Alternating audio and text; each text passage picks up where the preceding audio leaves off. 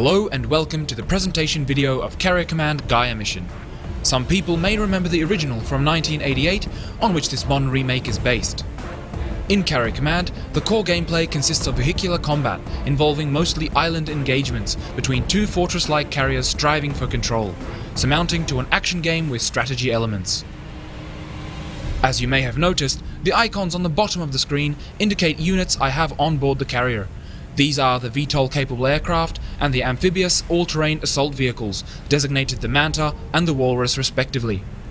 All units are controlled remotely from the bridge. The bridge itself may be seen here in the background, reinforcing the fact that you are seated in the captain's chair, viewing the battlefield on a translucent display in front of you. Your main objective is to sink the enemy carrier and seize the archipelago, consisting of 33 unique islands. Seen here, I am leading an assault on the enemy island of Fulcrum, indicated by the red coloration. Simply put, blue islands are my own, while red belong to the enemy.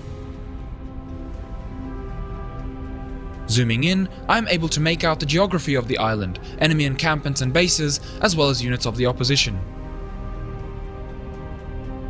Prior to an assault, I would equip my units as required, giving them the necessary armament to carry out their mission.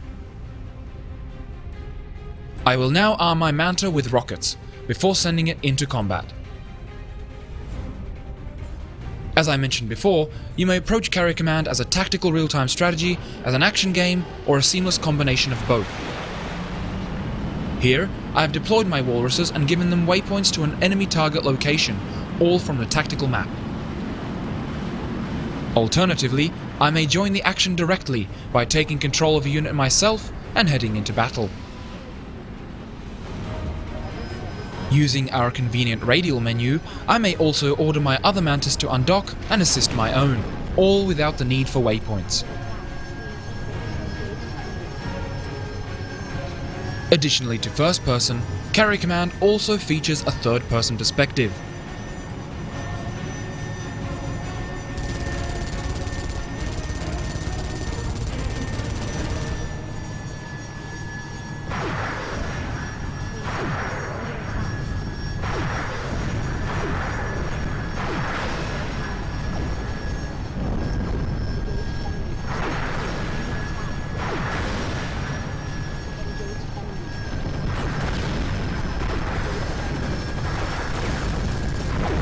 At any point in the action, I may return control to the onboard computer.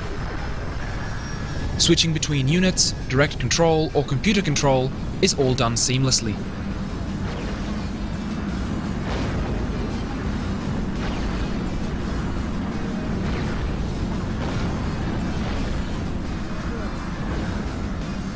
The convenient picture-in-picture preview window in the top right-hand corner of the map allows me to monitor what the unit is doing while attending to other tasks.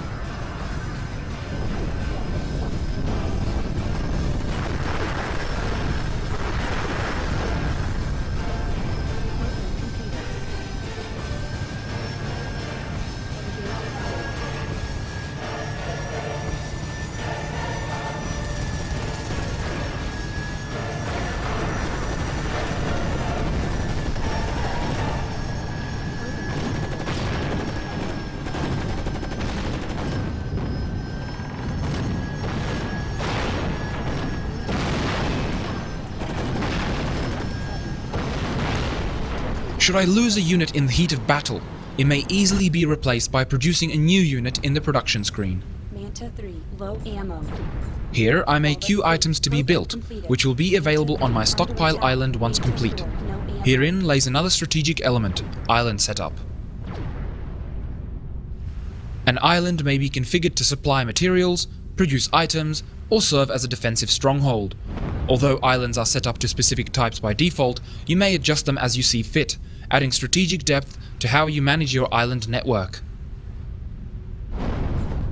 Items from the stockpile may be transferred to the carrier by a submersible supply submarine, or by sailing to the island directly. Once sent, the supply bark will make its way to the carrier in real time. The carrier may also be controlled manually. Whenever you feel combat operations on the current island are complete, or you have pressing matters elsewhere, such as defending your own island from an enemy carrier attack, you may choose to set sail. You may perform this manually, or you may take advantage of the carrier's onboard navigation system and instruct the carrier to sail to your selected destination.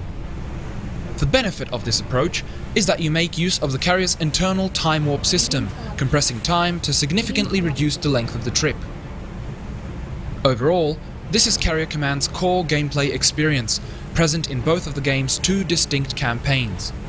As opposed to random island positions, configurable campaign options and virtually unlimited variability featured in the strategic campaign, Carrier Command's story-driven Gaea Mission presents a more firmly defined, progressive gameplay experience, offering a tutorial as well as various special features and missions unique to this campaign.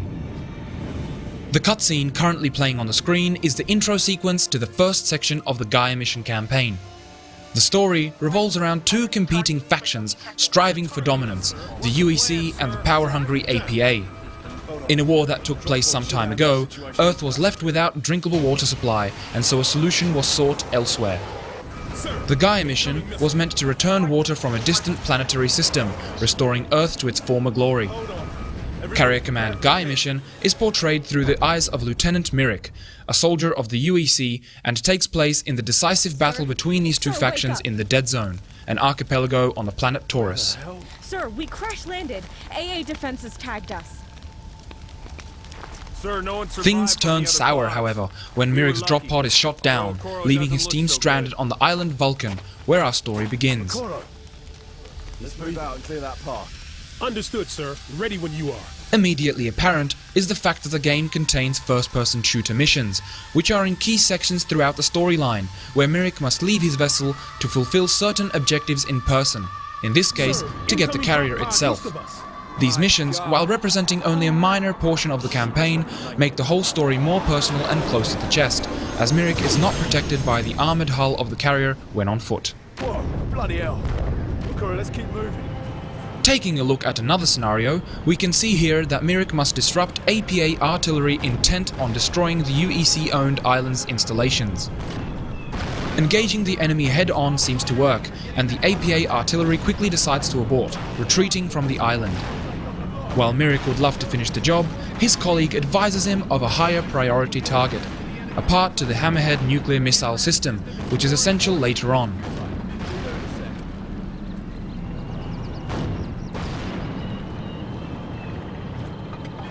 Once we arrive at the research center where the part is being stored, Mirik exits the vehicle and makes his way indoors.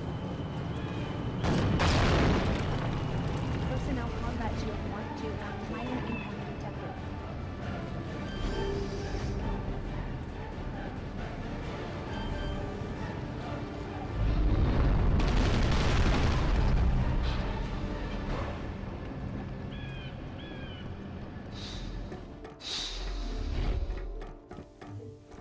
Armed with an assault rifle and grenade launcher to suit, Mirik quickly dispatches of the remaining enemy units with ease.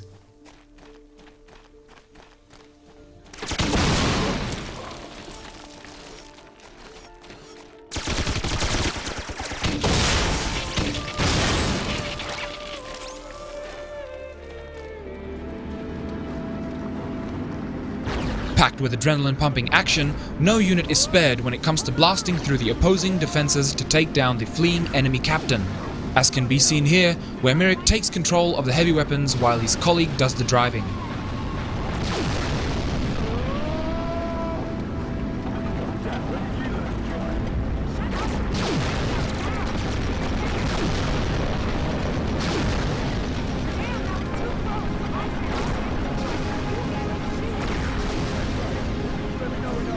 Even Mother Nature makes an appearance through the powerful display of a volcanic eruption.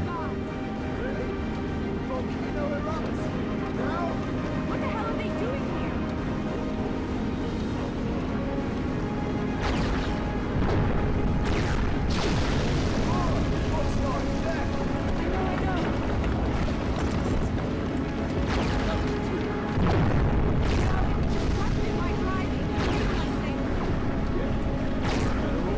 Fiery inferno or heavy rain, the chase continues in any weather conditions.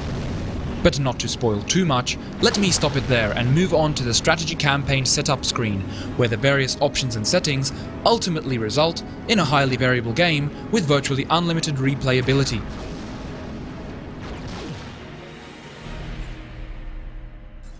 This is the strategy game setup screen, where you may configure various settings related to difficulty and also set the victory conditions.